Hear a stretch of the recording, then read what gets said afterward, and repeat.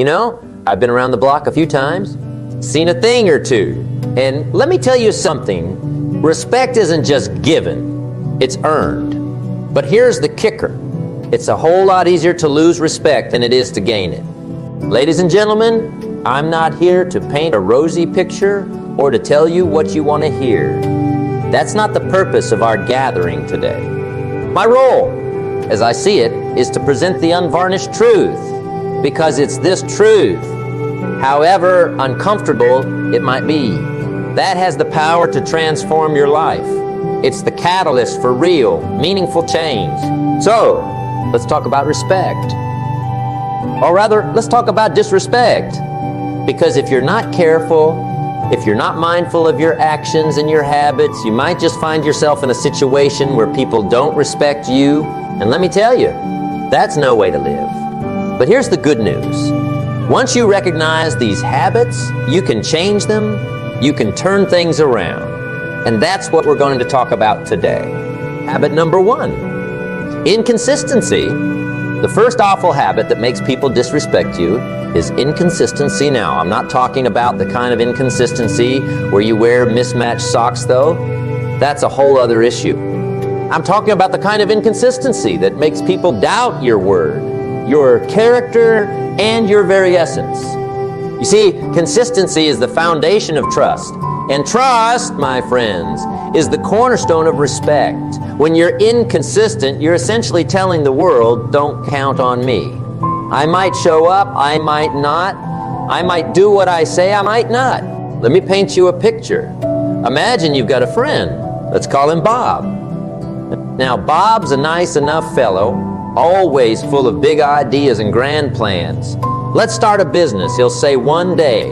Let's write a book, he'll say the next. And you, being the good friend that you are, you get excited, you start brainstorming, planning, dreaming. But here's the thing about Box.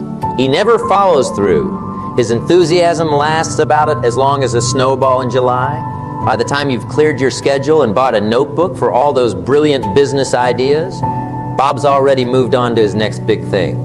How long do you think it'll be before you stop taking Bob seriously? How many times will you get your hopes up before you realize that Bob's word isn't worth the air it takes to speak it? That, my friends, is the cost of inconsistency. It's not just about losing an opportunity here or there. It's about losing the respect and trust of the people around you. But it's not just about big promises and grand plans. Inconsistency can show up in the small things too. Maybe you're always late to meetings. Maybe you say you'll call, but you never do. Maybe you start projects with gusto, but never quite get around to finishing them. Each time you're inconsistent, you're chipping away at your own credibility. You're telling the world that your word doesn't mean much, that you can't be relied upon. And in a world where reliability is currency, you're making yourself bankrupt. Now, I know what some of you might be thinking, but life is unpredictable. Things come up, plans change. And you're right, life does throw us curveballs. But here's the thing, consistency isn't about never changing your mind or never adapting to new circumstances. It's about being dependable in your core values, your work ethic, your treatment of others. If you say you value honesty, be honest, even when it's hard. If you say you're a hard worker, work hard, even when no one's watching. If you say you care about your relationships, show up for people, even when you're tired or busy. Consistency is about aligning your actions with your words. It's about being the same person on Monday that you are on Friday. It's about following through, not just when it's convenient, but especially when it's not. So how do we fix this? How do we become more consistent? Well, it starts with self-awareness. Pay attention to the promises you make, both to others and to yourself. Are you keeping them? If not, why? Next, it's about setting realistic expectations. Don't promise what you can't deliver. It's better to underpromise and overdeliver than the other way around. And finally, it's about practice. Consistency is a habit, and like any habit, it takes time to build. Start small. If you say you're going to call someone, call them. If you say you're going to finish a task by Friday, finish it by Friday. Each time you follow through, You're not just completing a task. You're building your character. Remember, respect is earned in drops and lost in buckets. Don't let inconsistency be the hole in your bucket. Habit number 3, lack of integrity. Now, let's talk about the second awful habit that makes people disrespect you. Lack of integrity. This one's a real doozy, folks, because integrity isn't just about being honest, though that's certainly part of it.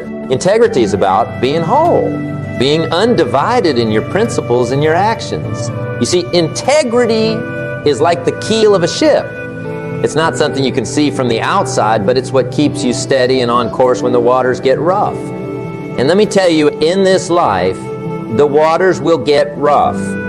Now, I've met a lot of people in my time who thought they could get by without integrity. They thought they could say one thing to this person, another thing to that person, and as long as they kept all their stories straight, they'd be fine. But here's the thing. Living without integrity is like trying to keep a dozen plates spinning at once. Sooner or later, one of those plates is going to come crashing down. Let me tell you a story. Back when I was just starting out in business, I knew a fellow, we'll call him Charlie. Charlie was what you might call a smooth operator. He had a knack for telling people exactly what they wanted to hear. To his employees, he'd promise the moon and stars. To his investors, he'd paint pictures of profits so rosy they'd make a rose garden look pale in comparison. For a while, Charlie seemed to be on top of the world. He was making deals left and right, expanding his business, living the high life. But here's the thing about living without integrity. It's like building a house on sand. It might look sturdy for a while, but when the tide comes in, it all comes washing away. And for Charlie, the tide came in hard and fast. His employees, tired of broken promises, started jumping ship. His investors, realizing the numbers didn't add up, started asking tough questions. And Charlie didn't have any answers. Because when you've been living without integrity, when you've been saying whatever's convenient in the moment, the truth becomes a stranger even to yourself. Last I heard, Charlie was trying to rebuild his life and his reputation.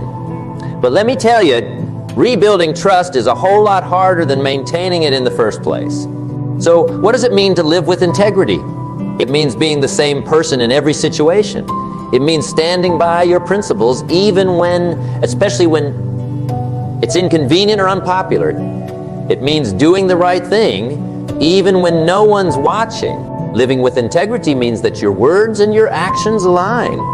If you say honesty is important to you, then be honest, even when a little white lie might make your life easier in the moment.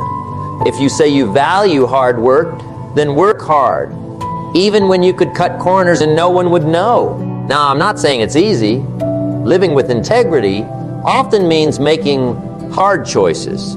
It might mean owning up to a mistake that you could have easily covered up.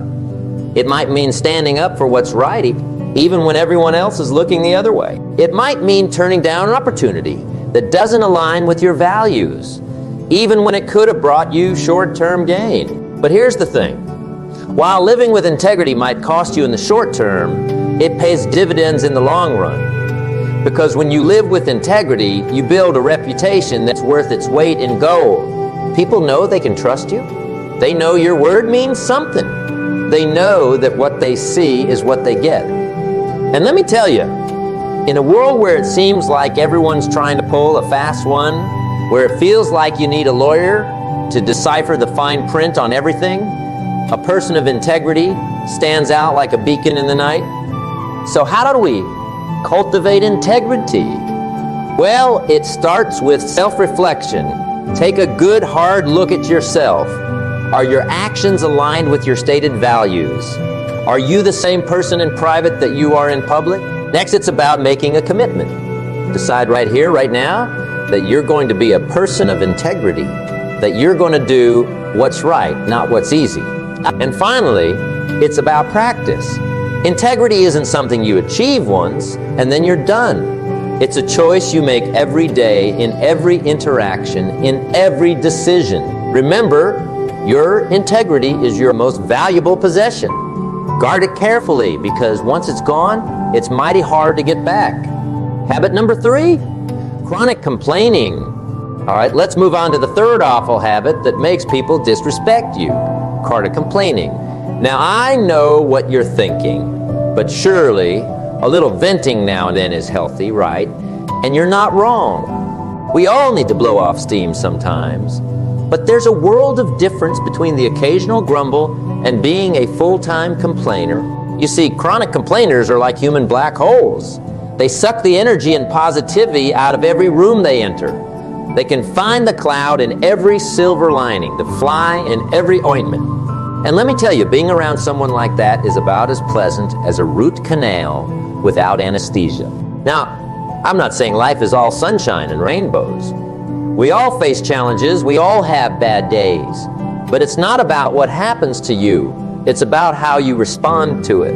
And if your response to every little hiccup is to complain, well, you're not just making yourself miserable, you're pushing away everyone around you. Let me paint you a picture. Imagine you've got a coworker. We'll call her Sally. Every morning, Sally comes into the office with a fresh list of complaints. The traffic was terrible. The coffee shop got her order wrong. Her neighbor's dog was barking all night. Her computer is too slow. The air conditioning is too cold. On and on it goes, day after day. At first, people might sympathize. They might even join in, sharing their own frustrations. But as the days turn into weeks and the weeks turn into months, something starts to change. People start avoiding Sally. They take the long way to the break room to avoid passing her desk. They start leaving her off email chains and meeting invites. Why? Because chronic complaining is exhausting. It's draining, and more than that, it's disrespectful. It's disrespectful to the people around you who have their own challenges to deal with. It's disrespectful to the opportunities you have, which many people would give their right arm for. And ultimately, it's disrespectful to yourself because you're training your brain to focus on the negative, to always look for what's wrong instead of what's right. But here's the real kicker. Chronic complaining doesn't just push people away. It erodes their respect for you, because here's the truth. Respect isn't given to those who simply point out problems. Respect is given to those who face challenges head-on, who look for solutions instead of dwelling on obstacles. Think about the people you respect most in your life. I bet dollars to donuts they're not chronic complainers. They're probably people who face adversity with grace, who look for the silver lining, who focus on what they can change instead of what they can't. So how do we break the habit of chronic complaining? Well, it starts with awareness. Pay attention to your words. How often are you complaining? What are you complaining about? Is it something you can change, or is it out of your control? Next, it's about perspective. For every complaint that bubbles up, challenge yourself to find something positive in the situation. Stuck in traffic, use the time to listen to an audiobook or podcast. Coffee order wrong? Be grateful you can afford coffee in the first place. Computer slow? Be thankful you have a computer at all. And finally, it's about action. If something's bothering you, ask yourself, what can I do about this? Can you change the situation? If yes, take action. If no, can you change your attitude towards it? Remember, you always have a choice in how you respond to a situation. Now, I'm not saying you should never express frustration or dissatisfaction. There's a time and place for that. But if you find yourself complaining more often than not, if your default response to any situation is to focus on what's wrong, it's time for a change. Because here's the truth, to spend it complaining. And more than that, life is too precious to waste it pushing away the very people who could support you, inspire you, and yes, respect you. So the next time you're tempted to complain, pause, take a deep breath, and ask yourself, is this really worth my energy? Is this really the person I want to be? Because every time you choose positivity over negativity, solutions over complaints, you're not just changing your day, you're changing your life. Remember, the world doesn't respect victims. The world respects fighters, problem solvers, optimists. Be one of those people and watch how quickly the respect follows. Habit number 4, lack of personal responsibility. Now, let's tackle the fourth and final awful habit that makes people disrespect you. Lack of personal responsibility. This one's a real doozy, folks. Because in a world where it seems like everyone's looking for someone else to blame, taking personal responsibility is like a superpower. You see, personal responsibility is about owning your life, the good, the bad, and everything in between. It's about understanding that while you can't control everything that happens to you, you can always control how you respond. It's about recognizing that you are the author of your own story, the captain of your own ship. But let me tell you, there are a whole lot of people out there who haven't got the memo. They go through life thinking they're leaves in the wind, blown this way and that by circumstances beyond their control. Every failure is someone else's fault. Every setback is due to bad luck or unfair treatment. Now, don't get me wrong. I'm not saying life is always fair. I'm not saying bad things don't happen to good people. But I am saying that constantly shirking responsibility, always looking for someone else to blame, is a surefire way to lose the respect of those around you. Let me tell you a story. Years ago, I knew a young man. We'll call him Tom. Tom was smart, charismatic, full of potential. But Tom had a problem. He never took responsibility for anything in his life. If he was late to work, it was because of the traffic. If he missed a deadline, it was because his computer crashed. If a relationship didn't work out, it was because the other person was crazy. Tom always had an excuse, always had someone or something to blame. For a while, people cut him some slack. After all, we've all been there, right? We've all had those days where everything seems to go wrong. But as time went on, people started to notice a pattern. No matter what happened, it was never Tom's fault, never his responsibility. And you know what happened? People stopped trusting Tom. They stopped giving him important tasks at work. They stopped inviting him to social events. Because here's the thing. When you never take responsibility for your actions, you're essentially telling the world that you can't be counted on, that you're not in control of your own life. And let me tell you, nothing kills respect faster than that. Because here's the truth. Respect isn't given to those who have a perfect life. Respect is given to those who own their mistakes, who learn from their failures, who take responsibility for their actions and their outcomes. Think about it. Who do you respect more? Well, the person who messes up and says, yeah, I dropped the ball on that one. Here's what I'm going to do to fix it. Or the person who messes up and says, it's not my fault. So-and-so didn't give me the right information, or the system was down, or Mercury was in retrograde. Taking personal responsibility isn't just about owning up to mistakes, though. It's about taking charge of your life. It's about recognizing that you have the power to shape your circumstances, to influence your outcomes. It's about understanding that while you can't control everything that happens to you, you can always control how you respond. It's about recognizing that your life is the result of your choices, not your circumstances. Now, I know what some of you might be thinking, but what about when bad things happen that really aren't my fault? And you're right, sometimes life throws us curveballs. Sometimes we face genuine adversity or injustice. But here's the thing, even in those situations, you still have a choice. You can choose to be a victim, or you can choose to be a victor. Let me give you an example.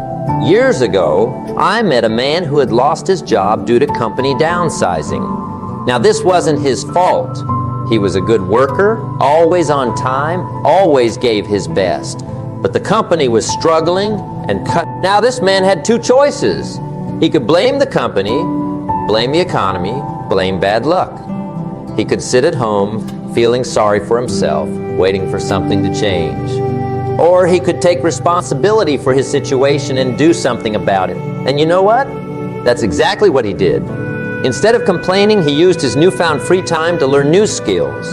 He networked, he volunteered, he started a small side business, and within 6 months, he had not just a new job, but a better job than the one he'd lost. That, my friends, is what personal responsibility looks like. It's not about blaming yourself for things outside your control. It's about focusing on what you can control and taking action to improve your situation. So how do we cultivate this habit of personal responsibility? Well, it starts with mindset.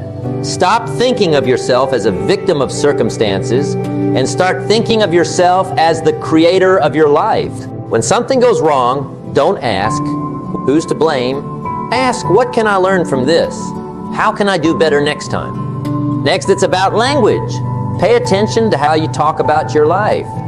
Are you always saying things like, I have to, or I can't? Try replacing those phrases with I choose to or I don't want to. It's a small change, but it reminds you that you're in control of your actions. And finally, it's about action. Taking responsibility means taking action. If there's something in your life you're not happy with, do something about it. Make a plan.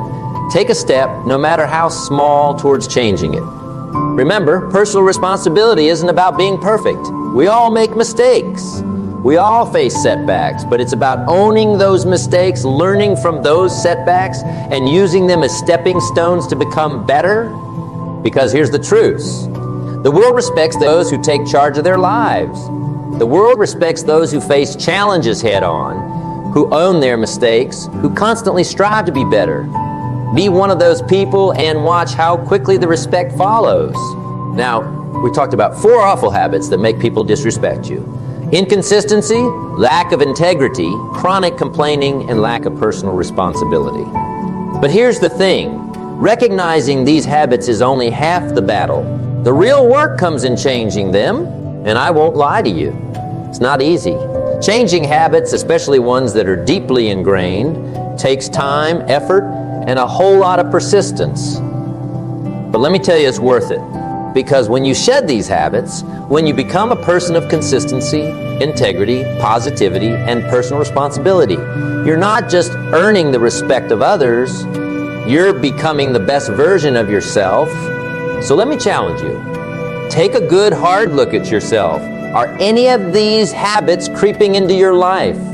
Are you being consistent in your words and actions? Are you living with integrity, even when it's hard? Are you focusing on solutions instead of complaints? Are you taking responsibility for your life and your choices? If the answer to any of these questions is no, don't beat yourself up.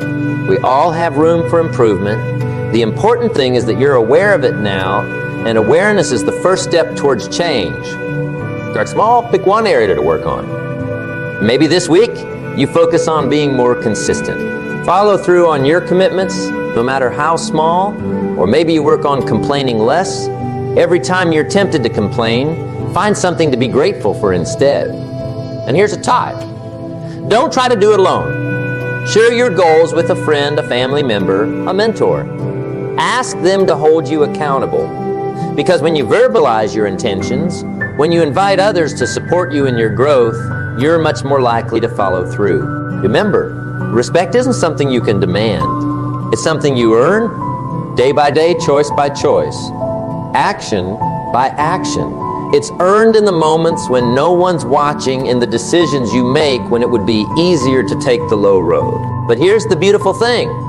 As you work on eliminating these awful habits, as you become a person worthy of respect, you'll find that you respect yourself more too.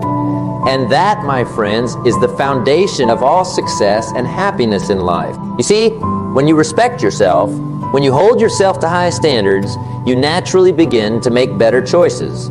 You surround yourself with better people. You pursue bigger goals. You create a life that's aligned with your values, and that's what this is all about. It's not just about earning the respect of others, though that's certainly important. It's about becoming the kind of person you can be proud of. The kind of person who looks in the mirror and likes what they see. The kind of person who goes to bed each night knowing they gave their best, acted with integrity, focused on solutions, and took responsibility for their life. Now, I know some of you might be thinking, but what if I've already lost people's respect? What if I've been inconsistent or lacked integrity or complained too much or shirked responsibility for years? Is it too late? And to that I say, it's never too late. Never. As long as you're breathing, you have the opportunity to change, to grow, to become better. Yes, rebuilding respect takes time. Yes, it requires consistent effort, but it's possible. And more than that, It's worth it. Start today. Start now. Make a commitment to yourself to eliminate these awful habits from your life. To become a person of consistency, integrity, positivity, and personal responsibility. To become the kind of person that commands respect, not through force or manipulation, but through the strength of their character and the quality of their actions. Because here's the truth. The world needs more people like that. In a world that often seems chaotic and unpredictable, be someone others can count on. In a world where it sometimes feels like everyone's out for themselves, be someone who stands by their principles. In a world that can feel overwhelming and negative, be a source of solutions and positivity. In a world where it's easy to play the victim, be someone who takes charge of their life. Be that person, and I promise you, respect will follow. Not just from others, but from the most important person of all, yourself. So my friends, the choice is yours. Will you continue with these awful habits, pushing away the very respect you desire? Or will you commit to change, to growth, to becoming the best version of yourself? I believe in you. I believe you have the power to change, to grow, to become someone worthy of the highest respect. But it starts with a decision. It starts with a commitment. It starts right here, right now. Are you ready? Are you willing to do the work? To face the challenges? To become the person you know you can be? The world is waiting. Your future is waiting. The best version of yourself is waiting. What are you going to do about it? Remember, my friends, life is not just about how you start. It's about how you finish. So let's finish strong. Let's finish with integrity, with consistency, with positivity, with personal responsibility. Let's finish in a way that commands respect from others and from ourselves. The journey of 1,000 miles begins with a single step. Take that step today. Eliminate these awful habits. Embrace the habits of highly respected individuals. And watch as your life transforms, as doors open, as opportunities present themselves. Because when you respect yourself, when others respect you, there's no limit to what you can achieve. The world becomes your oyster. Your potential becomes limitless. So go forth, my friends. Go forth and become the person you were meant to be. Go forth and earn the respect you deserve. Go forth and create a life you can be proud of. The time is now. The person is you. The choice is yours.